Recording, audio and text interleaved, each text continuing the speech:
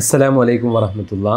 കേരളത്തിലെ ഉയർന്ന മഹല്ലുകളിലൊന്നായ രാമനാട്ടുകര ചെമ്മലിൽ മഹലിൻ്റെ വിദ്യാഭ്യാസവും മതപരമായ കാര്യങ്ങൾക്ക് ചുക്കാൻ പിടിക്കുന്ന മഹലിൻ്റെ പ്രസിഡൻറ്റും കൂടെയായ പാണ്ടികശാല മുജീബ് റഹ്മാൻ സാഹിബിൻ്റെ സമീപത്താണ് നാം നിലകൊള്ളുന്നത്.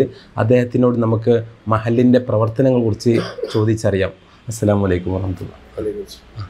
ചെമ്മലിൽ മഹൽ എന്ന് പറയുന്നത് വലിയൊരു മഹലാണ്. ഏകദേശം 2100 വീടുകളുള്ള മഹലായ ഈ മഹലിൻ്റെ പ്രവർത്തനങ്ങളെക്കുറിച്ച് ഒന്ന് വിലയിരുത്താവോ? ഈ മഹല് രൂപീകൃതമായത് 1920-ലാണ്. 104 വർഷത്തോളമായി സുമാർ രൂപീകൃതമായിട്ട്. ഇവിടെ ആ കാലങ്ങളിൽ തൊട്ടേ ദർസ് സമ്പ്രദായം നിലവിലുണ്ടായിരുന്നു. സുമാർ ഒരു 15 വർഷത്തോളമായിട്ട് പട്ടിക്കാട് ജാമിയ നൂരിയൻ്റെ ബ്രാഞ്ച് കോളേജും മാഹിരി ബിരുദവുമായി 2 കോളേജ് കൂടി സ്ഥാപിക്കുകയും 200ഓളം വിദ്യാർത്ഥികൾ അതിൽ പഠിക്കുന്നുണ്ട്. ഇത് ഈ മഹലിലെ നിവാസികളുടെ സഹായം കൊണ്ട് മാത്രം, അല്ലെ പുറത്തു നിന്നൊന്നും യാതൊരു സഹായവുമില്ലാതെ മഹല്ല് നിവാസികൾ സാമ്പത്തികമായി സഹായിച്ചിട്ടാണ് ഈ 2 കോളേജും ഇവിടെ നിലനിൽക്കുന്നത്. രാമനാട്ടുകര ചെമ്മലിൽ മഹലിലെ മാത്രമാണ് എന്നാണ് ഞാൻ മനസ്സിലാക്കുന്നത്. കാരണം ഒരു മഹല്ല് നിവാസികൾക്ക് കോളേജ് നടത്തി കൊണ്ടുപോകുക പറഞ്ഞാൽ 2 വിദ്യാഭ്യാസവും ഭൗതിക വിദ്യാഭ്യാസവും മതപരവും സംയോജിപ്പിച്ചുള്ള പട്ടിക്കാട് ജാമിയ നൂരിയുടെ ഫൈസി ബിരുദവും ദൗറത്തുൽ ഹദീസ് ആസ്പദമാക്കി സമസ്ത അംഗീകരിച്ച മാഹിരി ബിരുദവും ഈ വർഷം ഫെബ്രുവരി 14, 15, 16 സന്നദ്ധാന സമ്മേളനവും ഉണ്ട്, പൊതുപരിപാടിയുമുണ്ട്. അതിൽ 83 വിദ്യാർത്ഥികൾക്ക് മാഹിരി ബിരുദാനന്തര ചടങ്ങാണ്. സമസ്ത പ്രസിഡൻറ്റും ജിഫ്രി മുത്തുക്കോയ തങ്ങളും പാണക്കാട് അബ്ബാസ് അലി ഷിയാബ് തങ്ങളെല്ലാം പങ്കെടുക്കുന്ന വലിയ പരിപാടിയാണ്. ചെമ്മലിൽ മഹലിൽ താങ്കളെ കമ്മിറ്റിയിൽ കയറിയിട്ട് എത്ര വർഷമായി? കമ്മിറ്റിയിൽ വന്നിട്ട് സുമാർ 16ാമത്തെ വർഷമാണ്. പ്രസിഡൻ്റായിട്ട് 10ാമത്തെ വർഷത്തിലേക്കാണ്. അങ്ങയുടെ പിതാവ് ചെമ്മലിൽ മഹലിൻ്റെ പ്രസിഡൻ്റായിട്ടുണ്ടായിരുന്നല്ലോ. അദ്ദേഹത്തിൽ നിന്നുള്ള അനുഭവങ്ങൾ വല്ലതും തങ്ങൾക്ക് ലഭിച്ചിട്ടുണ്ടോ? ഞാൻ പഠിക്കുന്ന കാലത്തായിരുന്നു അദ്ദേഹം പ്രസിഡൻ്റായിരുന്നു. ഞാൻ ജനിക്കുന്നതിന് മുമ്പും അദ്ദേഹം പ്രസിഡൻ്റായിട്ടുണ്ട്. അദ്ദേഹത്തിൽ നിന്ന് ആ കാലഘട്ടത്തിലും പല മസ്ലഹത്ത് വിഷയങ്ങളിലും എടുക്കുന്ന നിലപാടുകൾ അതൊരു വലിയ ഘടകമാണ്. ഒരു മസ്ലഹത്തായാലും ഒരു തീരുമാനമായാലും പറഞ്ഞതിൽ നിന്ന് മാറാതെ അടിയുറച്ചു നിൽക്കുന്ന ഒരു വ്യക്തിത്വമായിരുന്നു. ചെമ്മലിൽ മഹലിലുള്ള പ്രധാന സ്ഥാപനമായ ജാമിയ മാഹിരിയ അറബി കോളേജിൻ്റെ ചിലവുകളും എത്രയും കുട്ടികൾ പഠിക്കുന്ന സ്ഥാപനമായതുകൊണ്ട് തന്നെ ഒരുപാട് ചിലവുകളുണ്ടാവും. ഇതിൻ്റെ ചിലവുകളൊക്കെ എങ്ങനെയാണ് വഹിച്ചു കൊണ്ടുപോകുന്നത്? കുട്ടികളുടെ ചിലവിന് വീടുകളിൽ നിന്ന് ഒരു വർഷത്തേക്ക് എന്നുള്ള നിലയ്ക്ക് ഓരോ വീട്ടുകാരും ഓരോ കുട്ടിയുടെ ചിലവ് ഏറ്റെടുക്കുന്നതാണ്. രാമനാട്ടുകര പ്രദേശവും ചേലാമ്പ്ര പ്രദേശവും കൂടിയുള്ള വീടുകളിൽ നിന്ന് സാമ്പത്തികം ഒരു കുട്ടിക്ക് ഇത്രയെന്ന് സാമ്പത്തികം നിശ്ചയിച്ച് തന്നിട്ട് അതൊരു ക്യാൻറ്റീൻ സംവിധാനത്തിൽ ഫുഡ് കാര്യങ്ങളും ചിലവുകളും നടത്തുകയാണ്. ശമ്പളത്തിലേക്ക് കമ്മിറ്റി വരുമാനം സെറ്റാക്കിയിട്ടുണ്ട് ശമ്പളം കൊടുക്കുന്നതിന്. പിന്നെ വരുമാനം എന്നുദ്ദേശിക്കുന്നത് ഷോപ്പിൻ്റെ കുറച്ച് ഷോപ്പ് കൊണ്ട് വരുമാനമുണ്ട്. പിന്നീട് ജനങ്ങൾ മഹല്ല് നിവാസികൾ വെള്ളിയാഴ്ച തരുന്ന ബക്കറ്റ് പിരിവും മഹല്ല് നിവാസികളിൽ നിന്ന് കിട്ടുന്ന സാമ്പത്തികം കൊണ്ടുമാണ് ബാക്കിയുള്ള ശമ്പളമായാലും ചിലവായാലും നമ്മുടെ വികസന പരിപാടി എല്ലാം നടക്കുന്ന മഹല്ല് നിവാസികളെ സമീപിക്കുമ്പോൾ, ഉദാഹരണത്തിന് ഇപ്പോൾ ഒരു മുറ്റം നിറയെ ഒരു കട്ടിടണം, ടൈലിടണം എന്ന് വിചാരിച്ച സമയത്ത് 5 ലക്ഷം രൂപയായിരുന്നു ബഡ്ജറ്റ്. അത് മഹല്ല് നിവാസികളിലെ ഓരോരുത്തരെ സമീപിച്ച് ആ സാമ്പത്തികം നിറവേറ്റി അങ്ങനെയാണ് മുന്നോട്ട് പോകുന്നത്. അല്ലാതെ പ്രത്യേകിച്ച് വലിയൊരു സാമ്പത്തിക ഉറവിടോ പുറത്തു നിന്നുള്ള ഫണ്ടോ ഒന്നുമില്ല. ഈ മഹല്ല് നിവാസികൾ തരുന്ന സാമ്പത്തിക സഹായം കൊണ്ട് മാത്രമാണ് കഴിഞ്ഞു പോകുന്നത്. താങ്കളെ ദീനീ സേവനത്തിനുള്ള സമയം എങ്ങനെയാണ് കണ്ടെത്തുന്നത്? ഈ ബിസിനസ്സിൻ്റെ തിരക്കിൽ ദീനീ സേവനത്തിന് വേണ്ടി എങ്ങനെയാണ് സമയം കണ്ടെത്തുന്നത്? അതിന് പ്രത്യേകിച്ച് ഒരു സമയത്തിൻ്റെ പ്രശ്നമില്ല. നമ്മൾ ഒരു കാര്യത്തിൽ ഇറങ്ങി പുറപ്പെട്ടാൽ, ഒരു മീറ്റിംഗ് വെച്ചാലോ പള്ളിയിൽ എത്തേണ്ട കാര്യം ഉണ്ടെങ്കിലോ കോളേജിൻ്റെ കാര്യം ഉണ്ടെങ്കിലോ നമ്മൾ അതിന് വേണ്ടിയിട്ട്, എന്നെ സംബന്ധിച്ച് കോഴിക്കോടാണ് എനിക്കൊരു ചെറിയ ഏർപ്പാടുള്ളത്. 10 മിനിറ്റ് മതി ബൈപ്പാസിന് രാമനാട്ടുകര വരാൻ തിരിച്ചു പോവാം. അതിനുവേണ്ടി നമ്മൾ വരുന്നതിന് കൊണ്ട് ഒരു ക്ഷീണവും എവിടെയും സംഭവിക്കില്ല. അതിൻ്റെ ഇരട്ടി ഈ ചെമ്മലിൽ മഹലിൻ്റെ പ്രത്യേകത, അതിന് ആരെന്ത് ചെയ്യുന്നോ അതിൻ്റെ ഇരട്ടി നമുക്ക് തിരിച്ചു കിട്ടും. അത് പടച്ച തമ്പുരാനിൽ നിന്ന് തിരിച്ചു കിട്ടുന്ന മാതിരി തോന്നുന്ന മാതിരിയുള്ള സംവിധാനമാണ്. ഞാൻ പല വേദികളിലും അത് പറയാറുണ്ട്. ഈ മഹലിലേക്ക് നമ്മൾ നമ്മൾ ബന്ധപ്പെട്ട് പ്രവർത്തിക്കുമ്പോൾ അതിന് നമുക്ക് അതിൻ്റെ 4 ഇരട്ടിയോളമായാണ് തിരിച്ചു കിട്ടുക. ദീനി പ്രസ്ഥാനത്തിൽ ഏതിൽ പ്രവർത്തിക്കുകയാണെങ്കിലും, ദീനി പ്രസ്ഥാനമായാലും ഒരു സേവനമായി ചാരിറ്റിയിലാണെങ്കിലും എല്ലാം നമുക്ക് അതിനുള്ള പ്രതിഫലം ഇവിടുന്ന് അല്ലെങ്കിൽ നമ്മൾ നാളെത്തേക്ക് പ്രതീക്ഷിച്ചുകൊണ്ട് വേണം പ്രവർത്തിക്കാൻ. പക്ഷേ നമുക്ക് ജീവിതത്തിലൊരു സ്ഥലത്തും നമ്മൾ ബ്ലോക്കായി നിൽക്കില്ല. പക്ഷേ നമ്മൾ ഉദ്ദേശം ഈ പ്രവർത്തനത്തിനുള്ള പ്രതിഫലം നമ്മുടെ ഖബറിലേക്ക് എന്നുള്ള രീതിയിലാണ് ഞാൻ കരുതുന്നത്. പിന്നെ നമ്മുടെ ചമ്മൽ മഹലിൽ താങ്കൾ പറഞ്ഞു 41 വർഷത്തോളം ഉസ്താദ് ഇവിടെ സേവനം ചെയ്യുന്നത്. എന്നാൽ മറ്റുള്ള മഹലുകളൊക്കെ എടുത്ത് പരിശോധിക്കുകയാണെങ്കിൽ 1-2 വർഷം കഴിഞ്ഞാൽ അവരെ പിരിച്ചുവിടുന്നൊരു സംവിധാനമാണ്.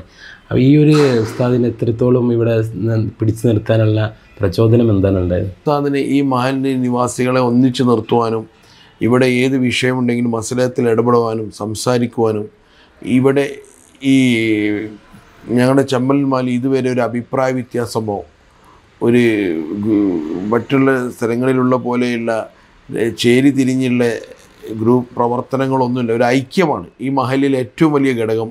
പണ്ട് മുതലേ ഐക്യത്തിൽ എല്ലാവരും ഈ മഹൽ നിവാസികളുടെ ഐക്യത്തോടെയുള്ള പ്രവർത്തനമാണ്.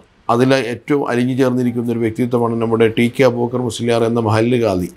അദ്ദേഹം വന്ന് 41 വർഷം ഇവിടെ നിലനിന്നിട്ടുണ്ടെങ്കിൽ അദ്ദേഹവും ഈ മഹല്ല് നിവാസികളും തമ്മിലുള്ള ബന്ധമാണ്. ആ ആയത്തിൻ്റെ മൂല്യം, ആ അളവ് മനസ്സിലാക്കാം. അത്രയും ഇഴകിച്ചേർന്ന് നിൽക്കുകയാണ്. അദ്ദേഹത്തിൻ്റെ നാട്ടിൽ ജീവിച്ചതിനേക്കാൾ കൂടുതൽ ഈ മഹലിലാണ് ജീവിച്ചത്. അദ്ദേഹം വെളിമുക്കുകാരനാണ്. ചമ്മൽ മഹലിൻ്റെ പ്രസിഡന്റ് അല്ലാതെ മറ്റുള്ള സംഘടനയിൽ പ്രവർത്തിക്കുന്നുണ്ടോ? രാമനാട്ടുകര ടൗൺ പള്ളി ജനറൽ സെക്രട്ടറിയാണ്. രാമനാട്ടുകര നിവാൽ ഇസ്ലാം സംഘം എന്ന് പറഞ്ഞ് ജുമായത്ത് പള്ളി മദ്രസയുള്ള കമ്മിറ്റിയുടെ പ്രസിഡൻ്റാണ്. കുറ്റിക്കാട്ടൂർ യമാനിയ കോളേജിൻ്റെ ജോയിൻറ്റ് സെക്രട്ടറിയാണ്. SMF ബേപ്പൂർ മണ്ഡലം പ്രസിഡൻ്റാണ്. സുഹൃതം ചാരിറ്റബിളിൻ്റെ പ്രസിഡൻ്റാണ്. SYS മുനിസിപ്പൽ പ്രസിഡൻ്റാണ് രാമനാട്ടുകര. ഇതിലെല്ലാം നമ്മൾ പ്രവർത്തിക്കുമ്പോഴും നമ്മളൊരു കമ്മിറ്റിയിൽ തിരഞ്ഞെടുത്തിട്ടുണ്ടെങ്കിൽ പ്രവർത്തിക്കണം, ഇല്ലെങ്കിൽ അതിൽ നിന്ന് രാജിവെച്ച് പോരണം എന്നാണ് എൻ്റെ ഒരു കാഴ്ചപ്പാട്. കാരണം നമുക്ക് പ്രവർത്തിക്കാൻ സമയമില്ലെങ്കിൽ പോകരുത്. ഇല്ലെങ്കിൽ ഇല്ലാത്ത സമയം ഉണ്ടാക്കിയിട്ട് നമ്മൾക്ക് പകരം വേറെ ആരെങ്കിലും അവർ തിരഞ്ഞെടുത്തോളും. നമ്മൾ നിൽക്കുന്നുണ്ടെങ്കിൽ പ്രവർത്തിക്കണം, അവിടെ വികസനം ഉണ്ടാക്കണം, അവിടെ ഒരു അഭിവൃദ്ധിപ്പെടുത്തണം. അഭിവൃദ്ധി എന്ന് ഉദ്ദേശിക്കുന്നത് അവിടെ നല്ല പ്രവർത്തനം. കാരണം കമ്മിറ്റി വെറുതെ ഫോം ചെയ്തുകൊണ്ട് കാര്യമില്ല, അതിൻ്റെ പ്രവർത്തനമാണ് വേണ്ടത്. ആ ഒരു കാഴ്ചപ്പാടാണ് എനിക്കുള്ളത്. കമ്മിറ്റിയുടെ എല്ലാവരുടെയും പിന്തുണ ഉള്ളത് കൊണ്ടാണ് പ്രവർത്തിക്കാൻ കഴിയുന്നത്. മറ്റുള്ള എക്സിക്യൂട്ടീവുകളും ഭാരവാഹികളും എല്ലാവരും കൂടി യോജിച്ചാലേ ഒരു പ്രവർത്തനം നമുക്ക് പൂർത്തീകരിക്കാൻ കഴിയുള്ളൂ. നമ്മൾ മുന്നിൽ നിൽക്കുമ്പോഴും കൂടെയുള്ളവർ നമ്മുടെ ഒരു കമ്മിറ്റി ആയാലും എന്തായാലും ഒരു കൂട്ടായ പ്രവർത്തനമാണ്. വള്ളംകളി മത്സരത്തിൽ തോണി തുഴയുന്ന മാതിരിയാണ്. കാരണം അതിൽ ഒരാൾ മാത്രം തുഴഞ്ഞുകൊണ്ട് പോലും എല്ലാവരും കൂട്ടായ തുഴച്ചിൽ കൊണ്ടാണ് അത് കരക്കെത്തുകയുള്ളൂ. അതുപോലത്തെ പ്രവർത്തനം ഉണ്ടെങ്കിൽ ഏത് മഹലിലും ഇതുപോലെ നല്ല പ്രവർത്തനം കാഴ്ചവെക്കാൻ കഴിയും എന്നാണ് എൻ്റെ വിശ്വാസം. ഞങ്ങൾ പിതാവായ പാണ്ഡികശാല അവനംകുടി സാഹിബ് സമസ്തയ്ക്ക് വേണ്ടി ഒരുപാട് സേവനങ്ങൾ ചെയ്തെന്ന് കേട്ടിട്ടുണ്ട്. അതൊന്ന് പ്രേക്ഷകർക്ക് വേണ്ടി വിശദീകരിക്കും. സമസ്തയിലെ ശംസുൽ ഉലമ E.K. അബൂബക്കർ മുസ്ലിയാറുമായിട്ട് വളരെ അടുത്ത ബന്ധമായിരുന്നു. ഉസ്താദുമായിട്ടുള്ള ബന്ധം കൊണ്ട് ഞാൻ പഠിക്കുന്ന കാലത്ത് ശംസുൽ ഉലമ ഇവിടെ വീട്ടിൽ വന്ന സമയത്തൊക്കെ കണ്ടിട്ടുമുണ്ട്. അതുപോലെ നമ്മുടെ ചമ്മൽ മഹലിന് ഒരുപാട് 2100 വീടുകളുള്ള ഈ മഹലിന് എത്ര വർഷത്തെ പഴക്കമുണ്ട്? 104 വർഷം മുമ്പ് രൂപീകൃതമായതാണ് ചമ്മലിൽ മഹല്. ഈ ഖബർസ്ഥാനും ഈ പള്ളി നിൽക്കുന്ന സ്ഥലവും അന്ന് 104 വർഷം മുമ്പ് ഒരു വ്യക്തി ദാനമായി തന്നതാണ്. ജനകീയ കമ്മിറ്റി വന്നത് 955-ലാണ്. അന്നു മുതലേ കമ്മിറ്റി ഫോം ചെയ്തു വന്നിട്ടുണ്ട്. 104 വർഷം മുന്നേ തന്നെ ദർസ് സമ്പ്രദായം തുടങ്ങിയിട്ടുണ്ട്. ഈ ധാരാളം ഉസ്താദുമാരും ശിഷ്യഗണങ്ങളും പഠിച്ചിറങ്ങിപ്പോയ സ്ഥലമാണ്. മഹലിൻ്റെ ഈ തുടക്കത്തിൽ തന്നെ ദർസി സംവിധാനം തുടർന്ന് മുന്നോട്ട് പോയിട്ടുണ്ടോ? തുടർന്ന് പോയിട്ടുണ്ട്. ഈ മഹല്യ ബിരുദം എന്ന് പറയുന്നത് സമസ്ത അംഗീകരിച്ചിട്ടുണ്ടെന്ന്. ആ സമസ്ത അംഗീകരിച്ച ബിരുദമാണ്. അത് 17 വർഷമായി. അതിൻ്റെ 13ാം സന്നദ്ധാന സമ്മേളനമാണ് നടക്കുന്നത് മാഹിരി ബിരുദത്തിൻ്റെത്. പട്ടിക്കാട് ജാമിയ നൂരിൻ്റെ ബ്രാഞ്ച് കോളേജും 160ഓളം കുട്ടികൾ പഠിക്കുന്നുണ്ട്. അതിവിടെ മഹലിൻ്റെ തുടർ പ്രവർത്തനങ്ങൾ, ഭാവി പ്രവർത്തനങ്ങൾ എന്താണ്? കമ്മിറ്റിയിൽ പുതിയ തീരുമാനങ്ങൾ വല്ലതും ഉണ്ടോ? കമ്മിറ്റി ഭാവിയിൽ ഉദ്ദേശിക്കുന്നതെന്ന് വെച്ചാൽ ഇവിടെ കോളേജിൻ്റെ വികസനവും അവിടെ സോളാർ സംവിധാനങ്ങൾ വെച്ചിട്ടില്ല. സോളാർ സംവിധാനം വെക്കാനുള്ളൊരു സംവിധാനത്തിലെ ആലോചനയും തീരുമാനവും ആയിട്ടുണ്ട്. അതിൻ്റെയൊക്കെ ഓരോ കാര്യങ്ങൾ റെഡി ആയിക്കൊണ്ടിരിക്കുകയാണ്. പിന്നെ കോളേജാണ് ഇപ്പോൾ മുഖ്യമായ ലക്ഷ്യം. അത് പള്ളി മുമ്പ് പുതുക്കി പണിത, പിന്നീടൊന്നും ചെയ്തിട്ടില്ല. പിന്നെ ഇന്നത്തെ യുവതലമുറയുടെ വഴിപിഴച്ചു പോകുന്ന രീതിയിലുള്ള എല്ലാവിധ പിഴച്ചു പോകുന്നതിൽ നിന്ന് മാറ്റിയെടുക്കാനുള്ള ക്ലാസ്സുകളായാലും മഹല്ലായിട്ട് കൂട്ടി യോജിപ്പിച്ച് യുവതലമുറയെ കൂടി ഉൾപ്പെടുത്തി അവർക്ക് വേണ്ട വഴിതെറ്റി പോവാതിരിക്കാനുള്ള ഉസ്താദുമാരുടെ ക്ലാസ്സായാലും സംവിധാനമായാലും എല്ലാം കുറിച്ച് എല്ലാം മഹല്ലെ ആലോചിച്ചിട്ടുണ്ട്. ഒരു ക്ലാസ് സംവിധാനം ഇന്നത്തെ ലഹരിക്കെതിരെ. നമ്മുടെ ജാമിയ മാഹിരിയുടെ സന്നദ്ധാന സമ്മേളനം, ജാമിയ മാഹിരിയുടെ 17ാം വാർഷിക 13ാം സന്നദ്ധാന സമ്മേളനം ഇവിടുന്ന് ഞായറാഴ്ച സമാപന സമ്മേളനത്തിന് ജിഫ്രി മുത്തുകോയ തങ്ങൾ ഉദ്ഘാടനം ചെയ്യുന്ന ഈ ഒരു പരിപാടിക്ക് എന്തെല്ലാം പ്രവർത്തനങ്ങളാണ് കമ്മിറ്റിൻ്റെ ഭാഗത്തുനിന്ന്? ജാമിയ മാഹിരിയുടെ 83 വിദ്യാർത്ഥികൾക്കുള്ള ബ്രാഞ്ച് കോളേജിലെ വിദ്യാർത്ഥികളും ഇവിടെ പഠിക്കുന്ന കുട്ടികളും കൂടി 83 വിദ്യാർത്ഥികൾക്കുള്ള സന്നദ്ധാനമാണ് ഈ വരുന്ന ഫെബ്രുവരി 14, 15, 16 ദിവസങ്ങളിലാണ് പരിപാടി. അതിൽ 15-ാം തീയതി പാണക്കാട് അബ്ബാസ് അലി ശിഹാബ് തങ്ങൾ വൈകുന്നേരം 7 മണിക്ക് ഉദ്ഘാടനം ചെയ്യും. പിറ്റേന്ന് ഞായറാഴ്ച 16-ാം തീയതി സമസ്ത പ്രസിഡന്റ് ജിഫ്രി മുത്തുക്കോയ തങ്ങളും വരുന്നുണ്ട്. വലിയ ഒരു പരിപാടി നടക്കുന്ന ചടങ്ങിൽ വെച്ച് ഞങ്ങളുടെ കോളേജ് കെട്ടിടവും, വലിയ ഒരു കോളേജ് കെട്ടിടമുണ്ട്, കെട്ടിടവും ഷോപ്പിംഗ് കോംപ്ലക്സ് കെട്ടിടവും ഇതിൻ്റെ ഉദ്ഘാടനം പാണക്കാട് അബ്ബാസ് അലി ശിഹാബ് തങ്ങൾ നിർവഹിക്കും. സന്നദ്ധാന സമ്മേളനം ജിഫ്രി തങ്ങളുമാണ്. ഞങ്ങളുടെ ഇതുവരെ തുടങ്ങിയതിൽ ഏറ്റവും വലിയ മാഹിരി കുട്ടികളുടെ സന്നദ്ധാനം ഏറ്റവും കൂടുതലുള്ള വർഷമാണ് ഈ വർഷം. അത്രയും കുട്ടികളുടെ ഇതിൽ നിന്ന് സെലക്ട് ചെയ്ത് തിരഞ്ഞെടുത്ത കുട്ടികളാണ്. ഇതിന് 3 കുട്ടികൾക്കാണ് റാങ്ക് നിശ്ചയിച്ചതും. നല്ല പഠിക്കുന്ന നല്ല വിദ്യാർത്ഥികളാണ്. ഈ മുമ്പേ അങ്ങനെ തന്നെയാണ്. ഈ വർഷമാണ് കൂടുതൽ വിദ്യാർത്ഥികൾക്ക് കൊടുക്കുന്നത്. ബ്രാഞ്ച് കോളേജിൽ കൂടി കൂട്ടിയിട്ടാണ് 83 വിദ്യാർത്ഥികളുണ്ട്. മഹല്ലിലെ വലിയൊരു പരിപാടിയായിട്ടാണ് ഇന്ന് കഴിക്കുന്നത്, അതിൻ്റെ തുടക്കം കുറിക്കുന്നത്. ഒരുപാട് സ്ഥാനങ്ങൾ വഹിക്കുന്ന തങ്ങൾക്ക് അതിൻ്റെ പ്രവർത്തനങ്ങൾ നല്ല രൂപത്തിൽ നടത്താൻ റബ്ബ് സുബ്ഹാനഹു വ തആല തൗഫീഖ് പ്രദാനം ചെയ്യട്ടെ.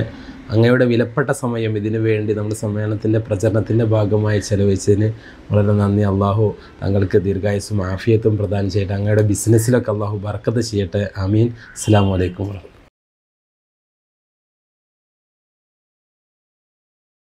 അസ്സലാമു അലൈക്കും വറഹ്മത്തുള്ളാഹി. രാമനാട്ടുകര ചെമ്മലിൽ മഹലിൻ്റെ ഖാദിയും ജാമിയ മാഹിരിയ അറബി കോളേജിൻ്റെ പ്രിൻസിപ്പളുമായ ഷെയ്ഖുന TK അബൂബക്കർ ഉസ്താദിൻ്റെ വിശേഷങ്ങൾ സംവദിക്കാനാണ് നമ്മളിവിടെ വന്നത്. ഉസ്താദിനെ നമുക്ക് നമ്മുടെ ഈ പരിപാടിയിലേക്ക് സ്വാഗതം ചെയ്യാം. ഉസ്താദെ, ഇന്ന് രാമനാട്ടുകര ചെമ്മലിൽ മഹലിൽ ഉസ്താദ് എത്ര വർഷമായി ജോലി ചെയ്തുകൊണ്ടിരിക്കുന്നു? ചെമ്മലിൽ മഹലിൽ ഞാൻ ജോലി ചെയ്ത് 1983 മുതൽ ഇപ്പോൾ 2025 വരെ ആയല്ലോ. ഈ കാലം 40 ചില്ലാനം വർഷമായി ചെമ്മലിൽ മഹലിൽ ഞാൻ ജോലി ചെയ്തുകൊണ്ടിരിക്കുകയാണ്.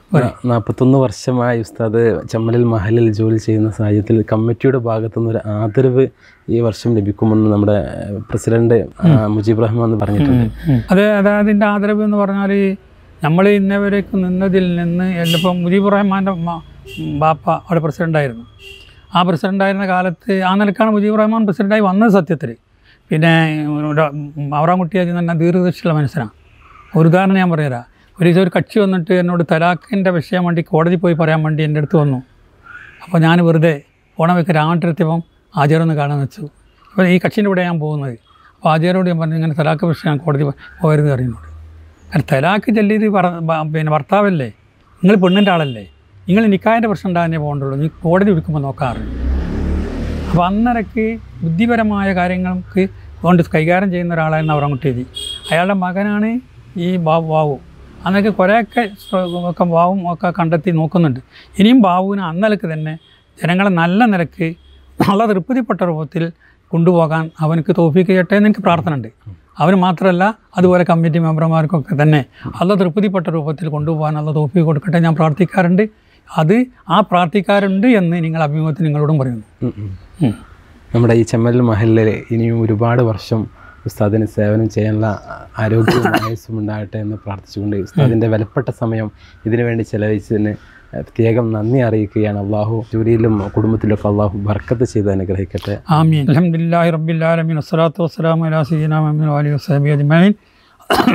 اللهم اجعل جمعنا هذا جمعا مرحوما وتفرقنا من بعده تفرقا معصوما ربنا تقبل منا انك انت السميع العليم وتب علينا انك انت التواب الرحيم آمين برحمتك يا ارحم الراحمين وصلى الله وسلم على خير خلقه سيدنا محمد وآله وصحبه أجمعين സുബ്ഹാന റബ്ബിക റബ്ബിൽ ഇസ്സത്തി അമ്മാ യസിഫൂൻ വസലാമുൻ അലൽ മുർസലീൻ വൽഹംദുലില്ലാഹി റബ്ബിൽ ആലമീൻ.